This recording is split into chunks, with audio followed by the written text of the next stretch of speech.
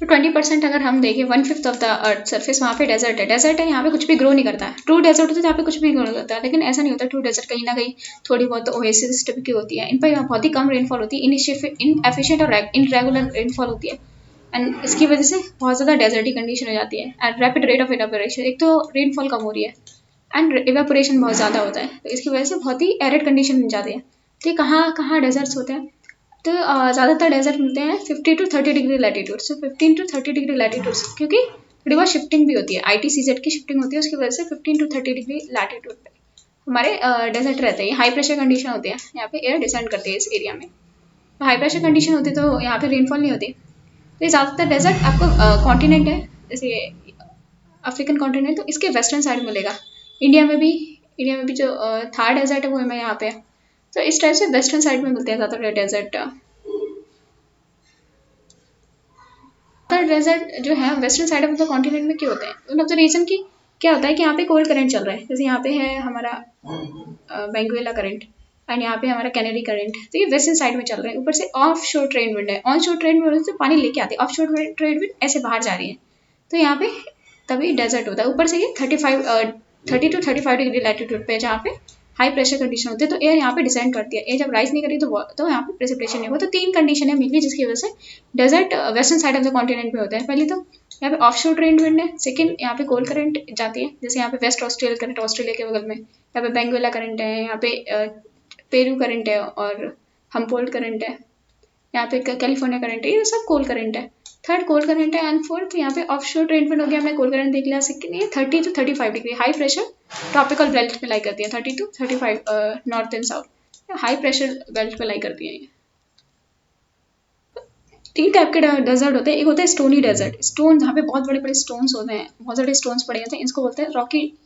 बहुत बड़े बड़े स्टोन डेजर्ट डले होते हैं, रॉकी डेजर्ट बोलते हैं। रॉकी डेजर्ट को हमारा डेजर्ट भी बोलते हैं, जहाँ पे बहुत बड़े बड़े रॉक्स डले होते हैं, तो उन्हें बोलते हैं रॉकी और हमारा डेजर्ट। फिर एक स्टोनी डेजर्ट होता है, यहाँ पे स्टोन्स पड़े होते हैं, छोटे छोटे स्टोन्स पड़े होते हैं, उनको रैग डेजर्ट बोलते हैं। फिर जहाँ पे जैसे सैंड होता है तो सैंडी डेजर्ट को बोलते हैं अर्ग डेजर्ट, सैंडी डेजर्ट को बोलते हैं अर्ग डेजर्ट। रॉकी डेजर्ट को हमारा डेजर्ट, स्टोनी डेजर्ट को बोलते हैं reg desert and sandy desert को बोलते हैं अर्ग डेजर्ट। तो रॉकी डेजर्ट है हमारा डेजर्ट एंड स्टोनी डेजर्ट है reg desert and sandy desert है अर्ग डेजर्ट। तो ये हमारा है रॉकी, हमारा बहुत बड़े बड़े सैंड है एंड स्टोनी जगह छोटे छोटे स्टोन्स होंगे तो रैग डेजर्ट, एंड अगर सैंड होगा तो इसे बोलते हैं अर्ग डेजर्ट। तो बैडलैंड्स क्या था, पूरा गली इरोजन हो जाए, पूरा जो सॉइल की शीट थी पूरी रोडों के नीचे बह जाए, पूरी शीट भेज जाए, इसे बोलते हैं गली इरोजन। एंड ये बिल्कुल क्या होता है, बिल्कुल इनफर्ट होता है, एग्रीकल्चर यहाँ पे नहीं किया जा सकता एंड लोग रहते ही नहीं यहाँ पे, पूरा एंटायर रीजन ऐसे ही खाली पड़ा रहता है। डाकुओं के लिए काफ़ी अच्छी जगह होती है बैडलैंड्स, बोलते हैं बैडलैंड्स। यहाँ पे गली इरोजन हो गया and it is unfit for cultivation. बहुत ही हाईलैंड एरियाज में जहाँ पे डेजर्ट होते हैं, जहाँ पे हाईलैंड्स होते हैं, उन्हें बोलते हैं माउंटेन डेजर्ट। तो हाईलैंड एरिया में जो डेजर्ट होते हैं उनको बोलते हैं माउंटेन डेजर्ट। तो यहाँ पे वाडीज होती हैं, वाडीज में वैलीज होती हैं, ये माउंटेन डेजर्ट में वाडीज और वैलीज।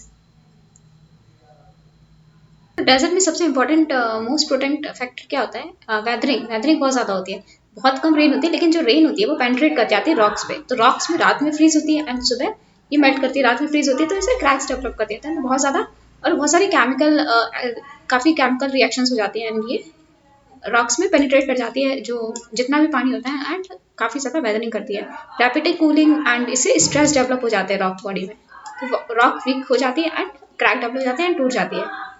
एंड जब फ्रीज करती है तो अराउंड 9 to 10% उसका वॉल्यूम बढ़ जाता है। तो पानी का वॉल्यूम, जब सपोज ये पानी है, जब ये क्रैक रात हो जाएगी तो फ्रीज हो जाएगा, तो उसका 9 to 10% इसका वॉल्यूम बढ़ जाएगा इस क्रैक का। और कैसे होता है, जैसे ये रॉक है, यहाँ से ये ब्रेक हो गई एंड ये नीचे एक्यूमुलेट हो गई बिल्कुल इस ऐसे स्क्रीज, तो नीचे जो छोटी छोटी चीज़ें में एक्यूमुलेट इसको बोलते हैं squeeze.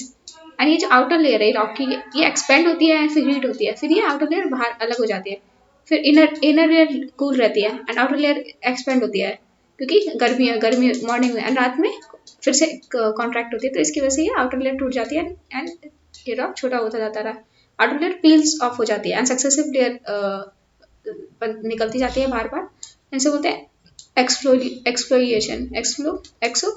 X exfoliation exfoliation exfoliation. Action of winds, तो विंड्स काफ़ी ज़्यादा एक्टिव होती है इन डेजर्ट रीजन में। तो तीन तरीके से ये करती है erosion: deflation, abrasion and attrition. Deflation, abrasion and attrition. तो डिफ्लेशन में क्या होता है? डिफ्लेशन में विंड, जो भी सैंड होता है उसे उठा के विंड आगे ले जाती है। तो जैसे ये पेबल्स, पेबल्स से तो बड़े बड़े बोल्डर्स को तो नहीं ले पाएगी, ये सैंड को ले जाएगी। तो सैंड का ये लेवल कम होता जाता है। अब बोल्डर्स अब ज़्यादा बचे हैं यहाँ पे, तो ये सैंड कम होता जा रहा है और कम हो जाता है और ज़्यादा इसमें हो जा रहा है। फिर ये सारे सैंड एक जगह एक्यूमुलेट हो जाते हैं, तो ये डेजर्ट पेमेंट बनाते हैं। ये डेजर्ट पेमेंट बनाते हैं, इसे बोलते हैं डिफ्लेशन। डिफ्लेशन होता है यहाँ पे हॉलो क्रिएट हो जाता है, इसे बोलते हैं डिफ्लेशन हॉलो। यहाँ से सैंड बाहर और कहीं जाके डिपॉजिट हो रही है, तो यहाँ पे डिफ्लेशन हॉलो क्रिएट हो जाएगा, तो इसे बोलते हैं डिफ्लेशन हॉलो। एंड कितना ले जाएगा ये डिपेंड करता है कि साइज ऑफ मटेरियल क्या है। साइज ऑफ मटेरियल तो छोटे छोटे मटेरियल को ले जाएगा, बड़ी बड़ी मटेरियल को ये डिफ्लेशन से नहीं उठा पाएगा, वहीं रह जाएंगे। कभी कभी तो इतनी दूर ये डिपॉजिट करते हैं, कभी डेजर्ट से आउटसाइड भी डिपॉजिट करते हैं। तो एब्रेशन क्या होता है कि ये विंड है, विंड में बहुत सारे सैंड पार्टिकल्स आ रहे हैं एंड ये क्या करेंगे, ये जो सैंड है इसको इस वाले पार्ट को पॉलिश कर देंगे, क्योंकि यहाँ पे डायरेक्ट इसमें ये इसे एट्रेशन से इसको पूरा पॉलिश कर देंगे। एंड फिर ये रॉक रोटेट हो जाएगी, फिर इस साइड पे ये प्रेशर लग जाएगा, ये वाली पॉलिश साइड आगे आ गई एंड फिर इस साइड को पॉलिश कर देंगे। तो ऐसे रॉक रोटेट हो जाएगी एंड ये विंड इसे पॉलिश करती जाएगी। एंड ज़्यादातर जो भी चीज़ें होती है, जहाँ पे ज़्यादातर जो विंड होते हैं पार्टिकल्स अर्थ के पास ज़्यादा होते हैं, अर्थ के लैंड के पास ज़्यादा होते हैं। तो ज़्यादातर जो पॉलिशिंग होगी या ज़्यादातर एट्रीशन होगा वो लोअर सरफेस का होगा। तभी जो वायर्स लगाते हैं, जहाँ भी पोल्स लगाते हैं, तो वहाँ पे इधर इतना मेटल पोर्शन लगाते हैं, क्योंकि यहाँ पे इरोजन होता है। तो ऊपर मेटल पोल्स लगाने की जरूरत नहीं पड़ती, इतना मेटल पोल्स लगाते हैं कि इरोजन ना हो विंड की वजह से। टेलीग्राफ को नीचे मेटल से कवर करके रखते हैं। एट्रीशन क्या होता है? एट्रीशन होता है कि बड़े बड़े पार्टिकल्स हैं वो रिड्यूस हो गए बिल्कुल शीट सैंड में, इसको बोलते हैं एट्रीशन। बड़े बड़े लेवल्स शीट सैंड में कन्वर्ट होते हैं, उनको बोलते हैं एट्रीशन। तो लैंड फॉर्म्स देखते हैं अभी विंड डेजोरेशन के। तो सबसे पहले था rock pedestal and mushroom rocks. तो मशरूम रॉक क्या होते हैं? जैसे विंड होती है यहाँ पे नीचे नीचे बहुत ज़्यादा सैंड लेके आती है, बहुत ज़्यादा इरोड करती है नीचे वाले पार्ट का। ऊपर हार्ड रॉक है, ऊपर भी विंड आ रही है लेकिन इतना ज़्यादा सैंड नहीं आ रहा ऊपर से, ऊपर थोड़ा हार्ड कंफर्टेबली हार्ड रॉक है। तो इस टाइप से मशरूम के शेप की रॉक बनती है, इसे मशरूम रॉक बोलते हैं। इसके रॉक पेडेस्टल भी बोलते हैं, रॉक पेडेस्टल। तो इसे मशरूम रॉक बोलते हैं और रॉक पेडेस्टल। ऊपर इसमें हार्ड रॉक होती है एंड ऊपर से नीचे ज़्यादा इफेक्ट होता है विंड का, इरोजन का इफेक्ट नीचे ज़्यादा होता है क्योंकि नीचे ज़्यादा सैंड कैरी कर पाती है एयर। फ्लूइड क्या होता है कि एलिवेटेड लैंडफॉर्म होता है, वर्टिकल स्पीड साइज छोटा सा एलिवेटेड लैंडफॉर्म होता है। अगर ये बड़ा होगा तो बड़ा होता है, इसे वैसे को बोलते हैं मैसा। तो ब्यूट होता है वर्टिकली एलिवेटेड हिल, ऐसे स्टीप साइडेड हिल होता है, इसे ब्यूट बोलते हैं। एंड मैसा क्या होता है कि ये इससे थोड़ा बड़ा होता है एंड प्लेट्यू और भी बड़ा होता है, प्लेट्यू और भी बड़ा होता है, एलिवेटेड हिल प्लेट्यू और भी बड़ा होता है। तो ब्यूट, मैसा एंड देन प्लेट्यू। इसके स्टीप स्लोप होता है, steep and vertical side and small relative. इनका टॉप होता है फ्लैट होता है, रिलेटिवली फ्लैट होता है। इनका स्मॉल हिल्स बोलते हैं, व्यूज का मतलब होता है स्मॉल हिल्स। तो ज्यूगन्स की बात करें तो ज्यूगन्स क्या होते हैं? ज्यूगन्स एंड यार्डिंग्स। ज्यूगन्स में हार्ड एंड सॉफ्ट रॉक इस साइड से होते हैं, हार्ड फिर सॉफ्ट, हार्ड फिर सॉफ्ट। एंड यार्डिंग्स में होते हैं यहाँ पे हार्डिंग्स में होते हैं वर्टिकल, हार्डिकल्स में होते हैं यहाँ पे हार्ड यहाँ पे सॉफ्ट। हार्डिंग में ऐसे होते हैं हार्ड फिर सॉफ्ट, हार्ड फिर सॉफ्ट, इस टाइप से होता है। हॉरिजेंटल होता है, इसमें वर्टिकल होता है। ज्यूडेंग्स में वर्टिकल होता है। जेड वी के पास है, V U V W X Y Z. तो वी जेड के साथ आ रहा है, वर्टिकल ज्यूडेंग्स, वर्टिकल ज्यूडेंग्स।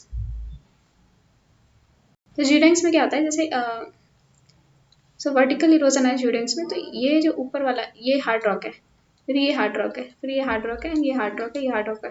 फिर इसके नीचे ये है, ये सॉफ्ट रॉक है। फिर इसके नीचे एक और हार्ड रॉक है। तो hard rock and soft rock, तो यहाँ पे हार्ड थी फिर सॉफ्ट फिर हार्ड फिर रॉक। एंड ये हार्ड रॉक है, ये हार्ड रॉक है। तो इसमें जो इरोजन होगा इसमें कम होगा, ये बीच में वैलीज बन जाएंगी, वैली टाइप की। तो यहाँ पे सॉफ्ट रॉक है इसके नीचे। जब इन पे जब वो जाएगी विंड, तो ये इसको और ज़्यादा नैरो करती जाएंगे, और ज़्यादा डीप वैलीज बनती जाएगी। तो ये ऊपर वाला तो जार्डिंग्स है, इसको बोलते हैं ज्यूगन। जो ऊपर वाला होता है ज्यूगन बोलते हैं। तो ये इरोड नहीं होगा, नीचे वाली वैली इरोड होती जाएगी और इरोड होती जाएगी। कम से कम डिफरेंस इसका होता है, ये वैली और ये ज्यूडेंग्स है एंड इसमें कम से कम 10 to 100 फीट का डिफरेंस होता है। तो पहले तो ऊपर हार्ड रॉक थी, तो कैसे हार्ड रॉक चेंज हुई, क्योंकि हमने देखा यहाँ पे हार्ड रॉक है, ये पूरी हार्ड रॉक है, ये पूरी सॉफ्ट रॉक है, फिर हार्ड रॉक है। तो इसमें पहले कुछ मैकेनिकल वेटरिंग हुई जिसकी वजह से यहाँ पे क्रैक्स डेवलप हो गए, ये डेवलप हुए। फिर इसके बाद ये सॉफ्ट रॉक एक्सपोज हो गई। फिर जब यहाँ पे विंड जाएगी तो सॉफ्ट रॉक और ये नीचे ये वैली और नीचे हो जाएगी, क्योंकि सॉफ्ट रॉक है, हार्ड रॉक इतनी जल्दी इरोड नहीं होगी। तो ये काफी ज्यादा डीप वैली बन जाती है। एंड ये जो ऊपर जो बचता है इसको बोलते हैं ज्यूगेंस, इसको बोलते हैं ज्यूगेंस। तो इसे काफी डीप फरोज डेप्थ हो जाते हैं। जो ऊपर जो रिजेस होते हैं इनको बोलते हैं ज्यूगेंस और रिजेस, ज्यूगेंस और रिजेस। ये जो ज्यूडेंस में देखा हमने हार्ड फिर सॉफ्ट, हार्ड फिर सॉफ्ट, एंड दोनों में रिजेस बनती है, दोनों में रिजेस बनती है। जैसे ये नीचे है वैली एंड ऊपर इसको बोलते हैं ज्यूडेंस। एंड इनके में जो रिजेस बनती है उसमें ये वैली है यहाँ पे, ये लेकिन यहाँ पे होता है हार्ड रॉक के सॉफ्ट रॉक, हार्ड रॉक के सॉफ्ट रॉक। यहाँ पे वर्टिकल अरेंजमेंट है, हार्ड सॉफ्ट इस टाइप, लेकिन यहाँ पे हॉरिजॉन्टल अरेंजमेंट। यहाँ पे भी विंड की डायरेक्शन सेम है, विंड की डायरेक्शन सेम है। एंड इसमें जो रिज बनती है, इसमें रिज बनती है उसे ज्यूडेंस बोलते हैं, इसमें रिज बनती है उसको बोलते हैं यार्डंस। बस बिल्कुल सेम स्ट्रक्चर है, बस अरेंजमेंट ऑफ रॉक्स का वो डिफरेंट है। इसमें हॉरिजॉन्टल, इसमें वर्टिकल अरेंजमेंट है, ज्यूडेंस में हमने देखा वर्टिकल अरेंजमेंट है, एंड इसमें यार्डंस में हॉरिजॉन्टल अरेंजमेंट है। आइसलबर्ग, इसे आइलैंड माउंटेन बोलते हैं, आइसलबर्ग को आइलैंड माउंटेन बोलते हैं। इससे कोई बड़ा प्लेट्यू होगा, इसे ऐसे नहीं होते हैं, बहुत स्टीप स्लोप होता है इसका। Isolated hill rising abruptly from the level, इसका बिल्कुल स्टीप स्लोप होता है and razor rounded tops. And ये किसके बने होते हैं, ग्रेनाइट और नीस के बनते हैं, ग्रेनाइट और नीस के बनते हैं। एंड ये एरेलिक्स होते हैं ओरिजिनल प्लेट्यू के, and which almost entirely eroded away. तो ओरिजिनल प्लेट्यू के एरेलिक क्योंकि कोई बहुत बड़ा प्लेट्यू होगा एंड जो इरोड हो चुका है इधर, बस एक रेजिस्टेंट हार्ड रॉक थी जो बच गई, तो ऐसे ये खड़ा होता है। तो इसे बोलते हैं आइसनबर्ग और आइलैंड माउंटेन। तो वेंटी फैक्ट्स क्या होते हैं, वेंटी फैक्ट्स क्या होते हैं, ये जनरली पेबल फैसेटेड होते हैं। जैसे कोई डॉक है, यहाँ पे पेबल्स का इसमें अरेंजमेंट हो रहा है एंड यहाँ पे सैंड ब्लास्टिंग हुई है, तो रॉन्ग फ्रेगमेंट्स यहाँ पे वेदर्ड अवे होते जाएंगे एंड ये पॉलिश करेंगे। तो जो विंड एब्रेशन से पॉलिश होता है, मतलब जिस साइड से विंड आ रही है उस साइड से ये पॉलिश होता जाएगा एंड स्मूथ करेगा ये विंडवर्ड साइड, तो विंडवर्ड साइड ये स्मूथ हो जाएगा, पॉलिश होता जाएगा। एंड जब विंड डायरेक्शन चेंज हो जाएगी तो ये वाला shape, suppose wind direction change होगी तो दूसरा फेस से डेवलप होने लगेगा। तो इसे बोलते हैं वेंटी फैक्ट्स।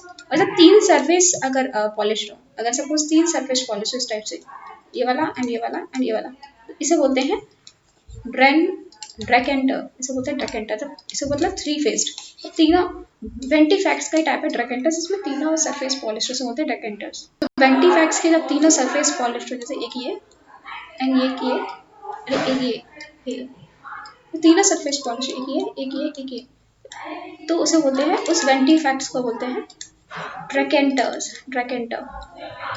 तो उस वेंटी फैक्ट को बोलते हैं ड्रैकेंटर, बोलते हैं ड्राइकेंटर।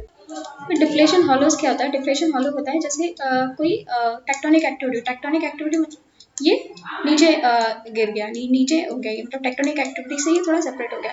तो सपोज ये पूरा लैंड था, टेक्टोनिक एक्टिविटी से ये लैंड थोड़ा एक्सपोज हो गया, तो यहाँ पे फिर जो विंड आएगी, विंड ऐसे चल रही है, इनमें जो भी यहाँ पे सैंड है इसको एज अ सैंड ड्यून्स यहाँ पे डिपॉजिट करती जा रही है, सैंड ड्यून्स को डिपॉजिट करती जा रही है। एंड फिर ये पूरा जो एरिया बचा, ये यहाँ पे वाटर साइकिल है एंड वाटर साइकिल ऊपर एक्सपोज हो गया, तो ये बनाएगा ओएसिस एंड इसे बोलते हैं डिफ्लेशन हॉलो। तो डिफ्लेशन हॉलो में ओएसिस बनते हैं अगर ये वाटर टेबल ऊपर आ जाए, इसे बोलते हैं डिफ्लेशन हॉलो। जो विंड होगी सैंड को कैसे as a dune, sand dunes यहाँ पे डिपॉजिट कर देगी, एज अ ड्यून्स आसपास डिपॉजिट कर देगी, आप यहाँ पे हॉलो बन जाएगा, ये वाटर टेबल ऊपर आ जाएगा एंड ये बन जाएगा ओएसिस डिफ्लेशन हॉलो में।